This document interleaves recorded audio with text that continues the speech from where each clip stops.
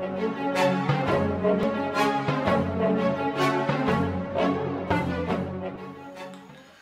folks, good to see you again. Well, we've just moved into a new church office. Some years ago we bought a derelict house next door to the church itself. We didn't quite know what we would do with the thing, but we just sat on it for a long time and oh, what a mess it was.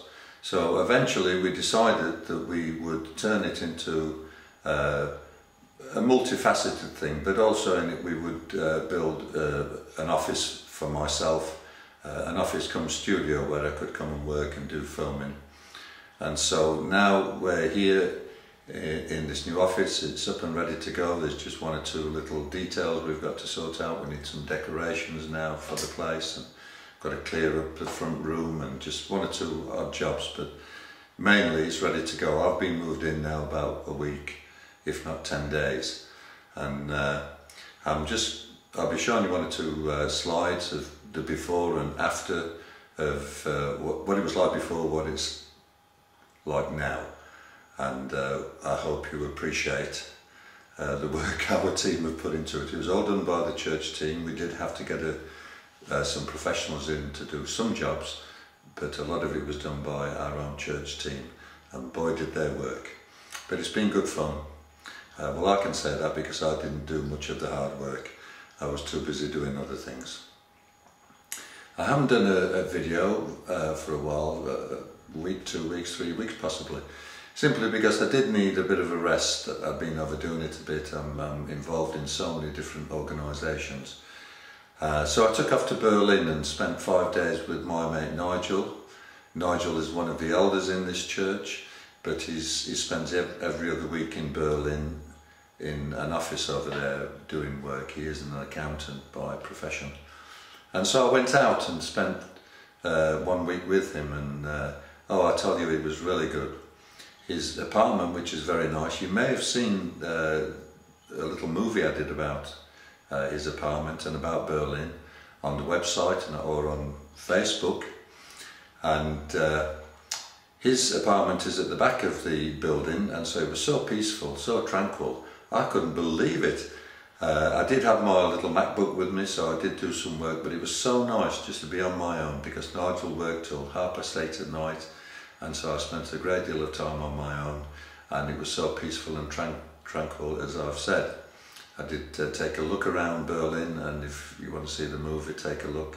It's just a few shots, and it really is a nice place, and the people are lovely. The people are very, very friendly. I was so impressed, having never been to Germany before, been around so many countries in this world, but yet never been to Germany. And I was so impressed by what I saw in Berlin, although it was just 5 days, but I want to go back again. Well, as I say, it was so peaceful and tranquil in Berlin until the Friday morning. That was the day that we were to come back. And I switched on the television and looked at the BBC World News, and oh my goodness, I watched the earthquake in Japan and the resulting tsunami and the threat that the tsunami was making to many other countries throughout the Pacific Basin. And I thought, oh my goodness, what a state things are in. It's just one after the other all the time now. The news is just so hot with world events, bad events that are taking place, such as the earthquakes and the Middle East crisis and the continuing attacks upon Christianity throughout the world, the harassment of Christians here in the United Kingdom, over in the United States of America, and throughout the whole of Europe. The church is under attack. I'll tell you folks, the rapture is not very far away right now. In my opinion, we're just one bus stop before the rapture of the church, so to speak, if you'll excuse my analogy. If you don't understand the teaching of the rapture on the church, I have a talk on this website, on the audio page, and the sermon, as we might call it, is called Why I Believe in the Pre-Trib Rapture, Part 1 and Part 2. Now, a friend of mine in Washington State in the USA, he contacted me once and told me that he was never too sure what to believe on the rapture. Could I give him some some pointers on it, so I referred him to this sermon that I'd done some time previously, and he listened to it and he was so impressed that I think it's made up his mind that now he's a pre-tribber. So take a listen to that sermon on the audio page of the website. I think you might find it very, very interesting. And also there is a sermon on there, a fairly recent one, by Nigel, who came out with some statistics about earthquakes and the massive increase in earthquakes across the world today. The sermon is called The Odds Against Prophecy, and I can assure you that it's well worth listening to. So tune in to Nigel on the audio page and let's see what you think about his talk also.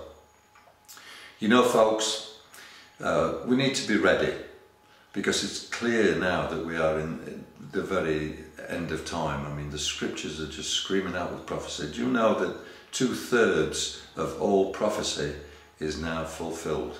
There isn't much left to be fulfilled. So we need to be ready.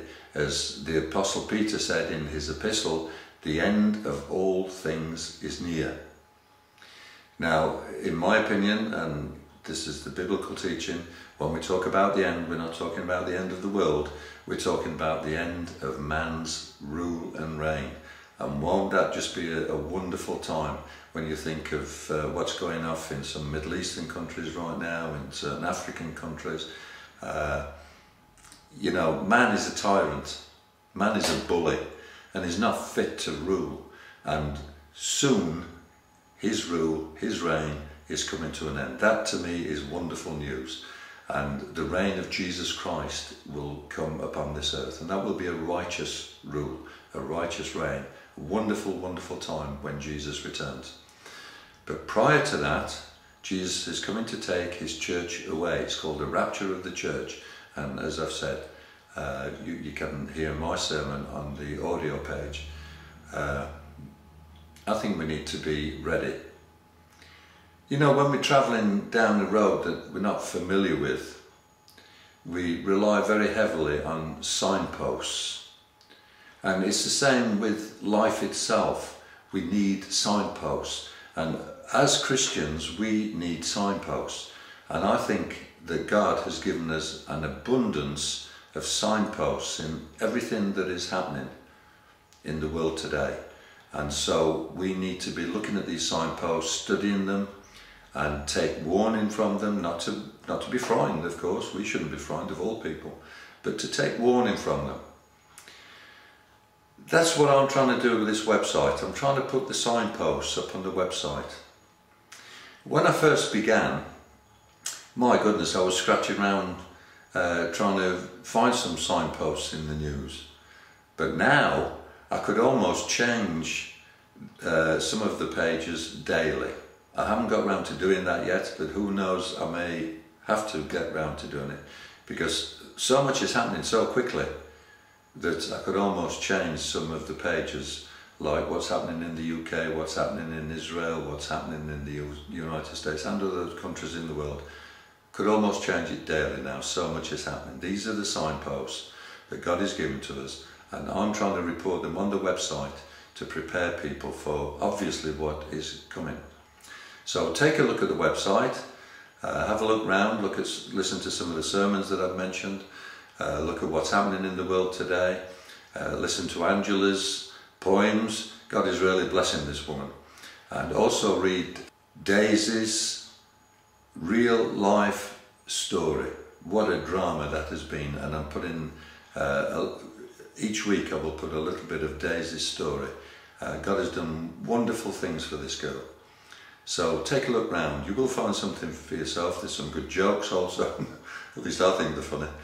And thoughts for the week, all kinds of things. Take a look and see if there's something for you. Have a wonderful week. Be blessed. Look up, for your redemption draws nigh. God bless you all. Bye.